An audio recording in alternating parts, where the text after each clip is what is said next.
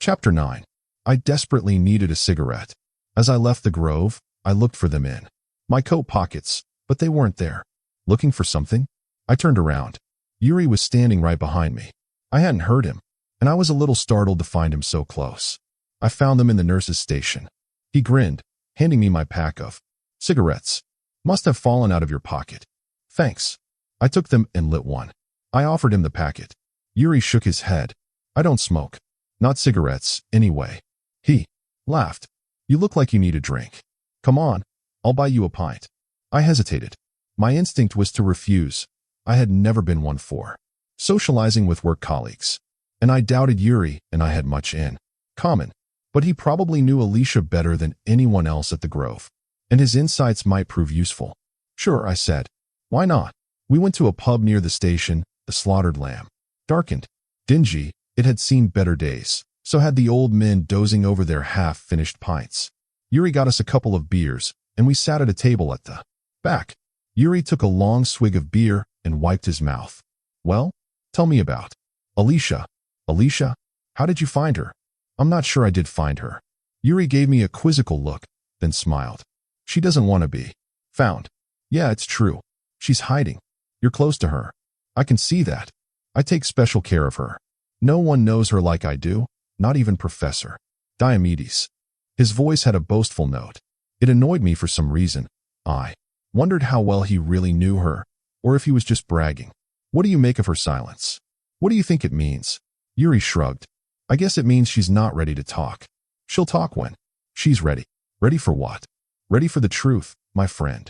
And what is that? Yuri cocked his head to one side slightly, studying me. The question that came out of his mouth surprised me. Are you married, Theo? I nodded. I am, yes. Yeah, I thought so. I was married once too. We moved here from Latvia, but she didn't fit in like I did. She didn't make an effort, you know. She didn't learn English. Anyway, it wasn't.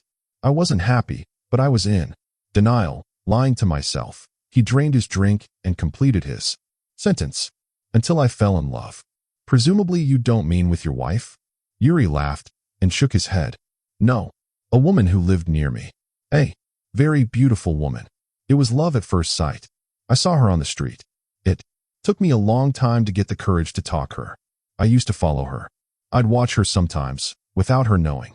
I'd stand outside her house and look, hoping she would appear at the window. He laughed.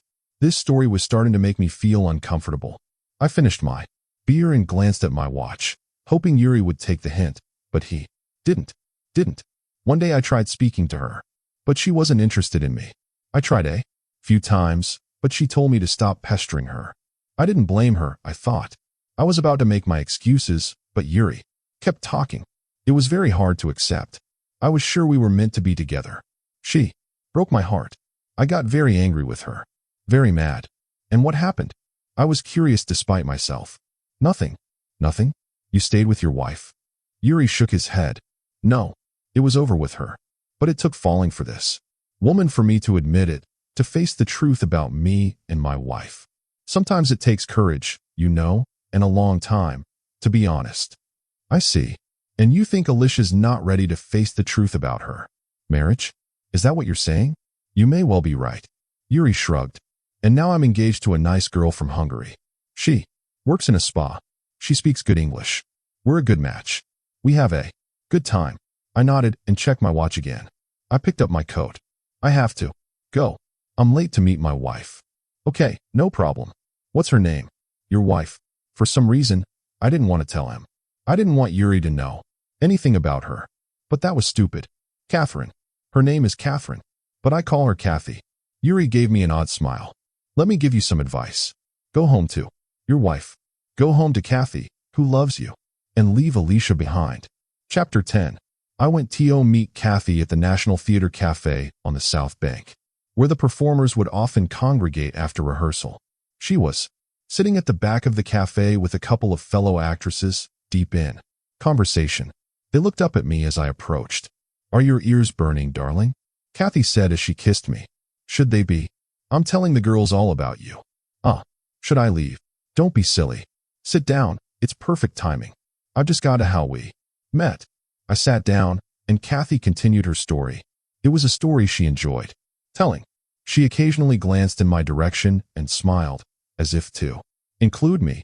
But the gesture was perfunctory, for this was her tale, not mine. I was sitting at a bar when he finally showed up. At last, when I'd given up hope of ever finding him, in he walked, the man of my dreams. Better late than never. I thought I was going to be married by the time I was 25, you know. By 30, I was going to have 2 kids, small dog, big mortgage. But here I was, 33-ish, and things hadn't quite gone to plan. Kathy said this with an arch smile and winked at the girls. Anyway, I was seeing this Australian guy called Daniel. But he didn't want to get married or have kids anytime soon, so I knew I was wasting my time. And we were out one night when suddenly it happened. Mr. Wright walked in. Kathy looked at me and smiled and rolled her eyes. With his girlfriend. This part of the story needed careful handling to retain her audience's sympathy. Kathy and I were both dating other people when we met. Double infidelity isn't the most attractive or auspicious start to a relationship, particularly as we were introduced to each other by our then partners. They knew each other for some reason. I can't remember the precise details. Marion had once gone out with Daniel's flatmate possibly, or the other way around. I don't remember exactly how we were introduced, but I do remember the first moment I saw Kathy. It was like an electric shock. I remember her long black hair, piercing green eyes, her mouth. She was beautiful, exquisite, an angel.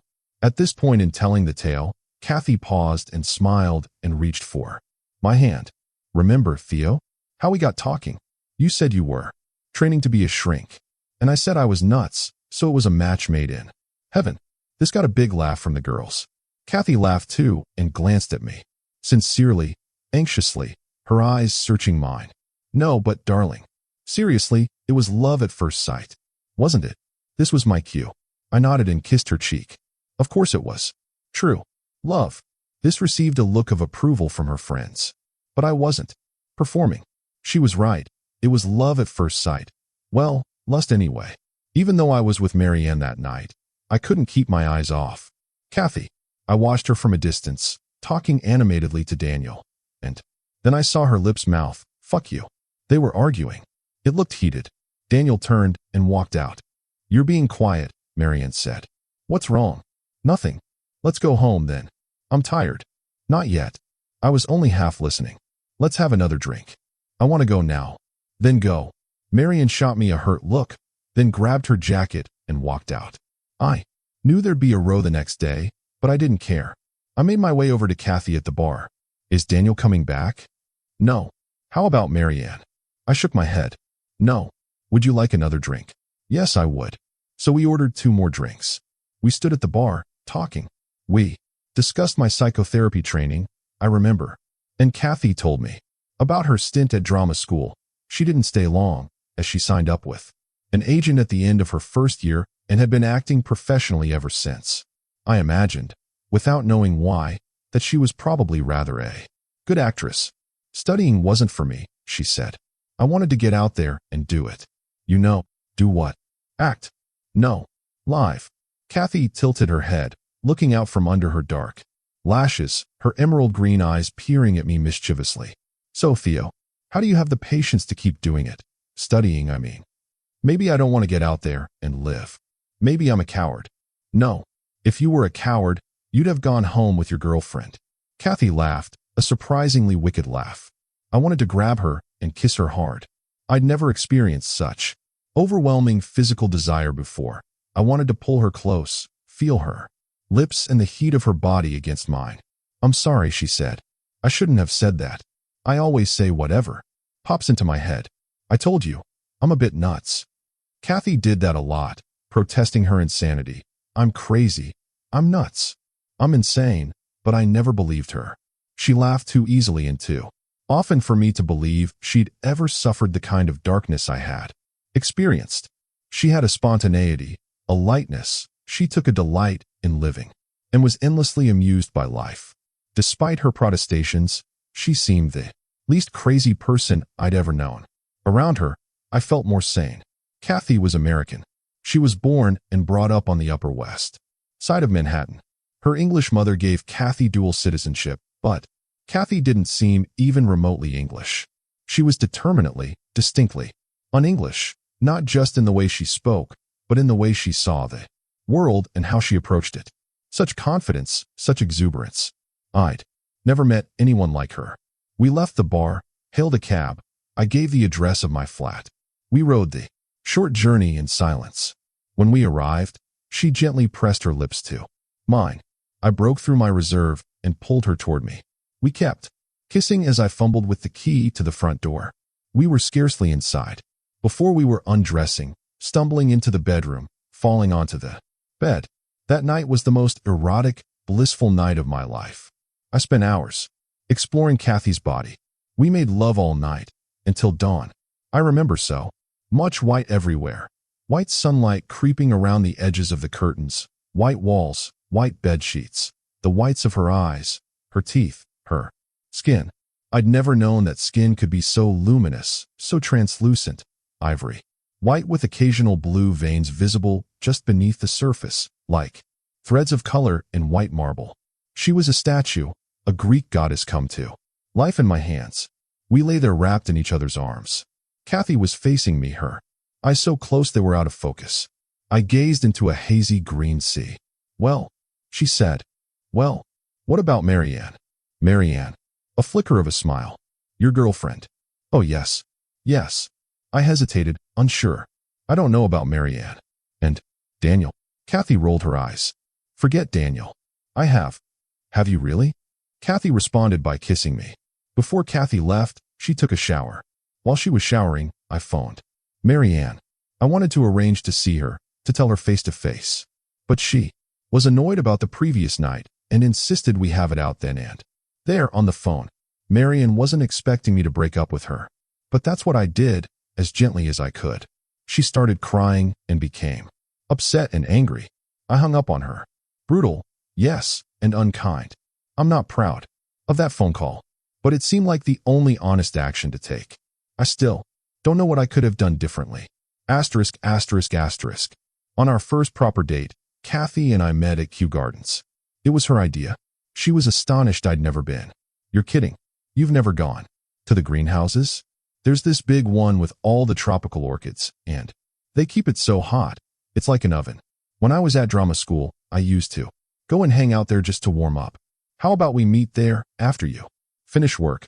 Then she hesitated, suddenly unsure. "Or is it too far for you to go?" "I'd go further than Kew Gardens for you, darling." "Idiot." She kissed me. Kathy was waiting at the entrance when I arrived, in her enormous coat and scarf, waving like an excited child. Come on, follow me."